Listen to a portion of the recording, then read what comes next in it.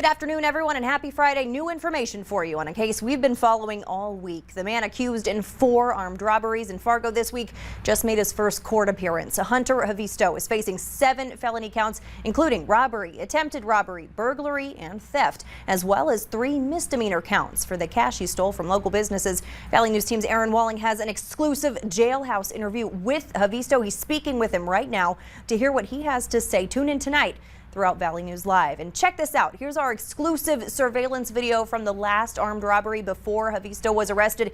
You can see the suspect here pointing a gun at employees of Mr. Money and demanding cash from 2 registers.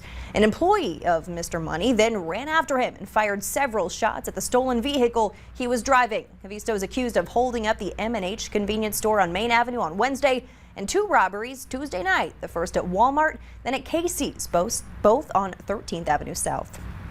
Police say several gunshots were fired in South Fargo this morning. People heard the gunshots just before 10 a.m. The co-owner of 4-Star Ninja was hosting a kids' summer camp at the time. They said they thought it was construction or fireworks. When the police showed up and started hanging crime scene tape, that's when they became concerned.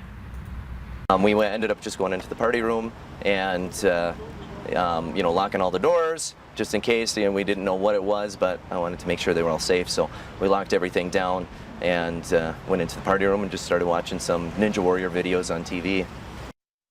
No injuries were reported, and police don't have any suspects or vehicle descriptions. If you saw anything in that area this morning, you're asked to text Fargo PD to 847-411.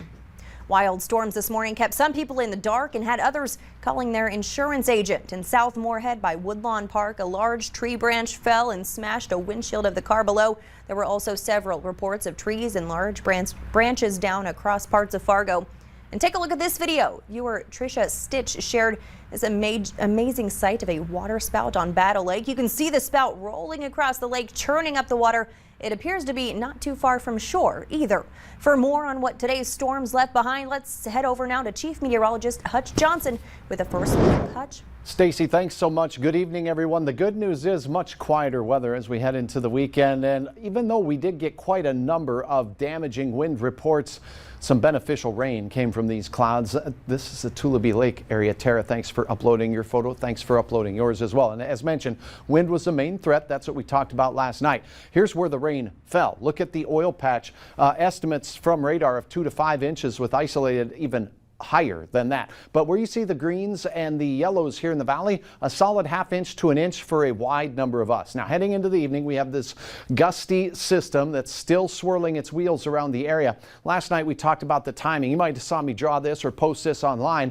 Here was the 3 a.m. radar. Here was the 5 a.m. radar, and here was a 7 a.m. radar. This timed out pretty well. Sometimes these things do speed up, but indeed, those windy thunderstorms move through. Tonight, the wind continues to gust to 50 and 60 miles per hour, even presently in the Devil's Lake Basin, where wind advisory continues. For us, the wind does not die down in Fargo if you're heading out to Ribfest until sunset. Temperatures will be very refreshing tonight, though. I have some good news to report for the weekend forecast, and we'll look ahead to our next potential for rain. All right, thanks so much, Hutch. Those high winds are to blame for a rollover on I-29. The North Dakota Highway Patrol says a semi pulling an empty trailer ended up in the median after strong winds caused it to tip over just before 5:30 this morning. It happened about 3 miles north of Reynolds. The truck came to rest partially in the median and partially on the inside lane of northbound I-29. Traffic was reduced to 1 lane. That driver was wearing a seatbelt and suffered minor injuries. Authorities are urging caution on area roads after several days of intense heat has caused several to buckle. And it's not just small or poorly maintained roads you need to be concerned about. Traffic was slowed to a crawl yesterday afternoon on I-94 near Fergus Falls. Minnesota Highway Patrol Sergeant Jesse Graybo snapped a photo of DOT crews patching up that road. Now, even though traffic there is moving again, MHP says you should still be careful and always call 911 if you encounter buckling pavement. A high-risk sex offender has moved in the West Fargo area. Robert Road has registered to 825 Main Avenue East in West Fargo. He was convicted of gross sexual imposition. Any concerns should be brought to West Fargo Police. Police say alcohol may be a factor in a fatal crash in Bemidji. Police responded to the 1200 block of Dalton Avenue Northwest just before 4:30 this morning for a car that hit a tree in a yard. Officers began performing CPR on that driver, who was taken to Sanford and pronounced dead. They haven't released his or her name. The crash remains under investigation. Grand Forks police need your help identifying a person of interest. Authorities say he stole someone's cell phone. The person has a tattoo on their upper right arm. You can see an arrow there pointing to it on your screen. If you have any information, call police at 787-8000. President Biden is attending his first G7 summit, where the main topic of discussion continues to be the pandemic. The group is made of 7 of the world's top democracies: the U.S., the U.K., Canada, Italy, France, Germany, and Japan. Skylar Henry reports from the White House. G7 leaders and their spouses wrapped day one of this year's summit with a dinner hosted by the British royal family. The global health emergency has shown us what a truly borderless crisis looks like. The 3-day meeting marks the first time the leaders of these countries have seen each other face to face since before the pandemic, which was at the top of their agenda. We need to make sure that as we recover, we level up across our societies and we build back better.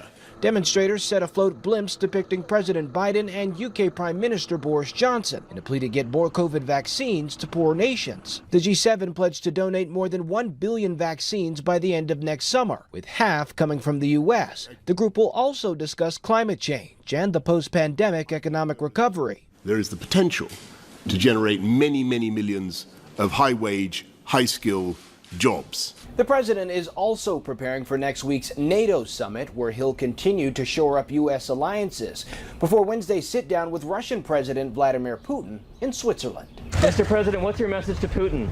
Tell you after I deliver it.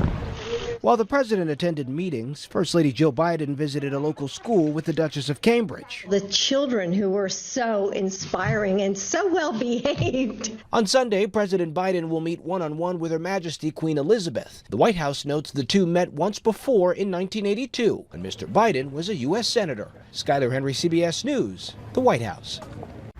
President Biden had a pull-aside meeting with France's president today, discussing a range of issues from the pandemic to counter-terrorism efforts. The two leaders are scheduled to have a full bilateral meeting tomorrow. It's time to saddle up again as the Hawley Rodeo makes its big return. The American Heroes PRCA Rodeo is celebrating 61 years in Hawley. A Minnesota National Guard soldier will be honored at each performance, starting at 7 p.m., along with animal athletes and rodeo contestants. Team Ghost Rider will perform each night. Because the rodeo was canceled last year, it was especially important this year to run the big show. Drug gets in your blood and you can't get it out. But it's the same way for fans, you know, if you bring your kids, they'll be fans for life. That rodeo is happening tonight and tomorrow night, starting at 7. You can see the prices and location there on your screen, and we have more details posted on valleynewslive.com. A reminder, it's Take a Kid Fishing Weekend from now until Sunday. Minnesotans 16 or older who take a child 15 or younger fishing don't need a license. So plan a special fishing day this weekend and catch some quality time with friends and family. The cruise industry isn't even fully up and running yet, and already fully vaccinated people are testing positive for COVID. We'll have that story right after the break. And temperatures heading into our evening are about 20 to 25 degrees cooler for some areas. And boy, that Battle Lake area hard hit. Here's another video shared by Paula. This one on East Battle Lake as the winds moved in.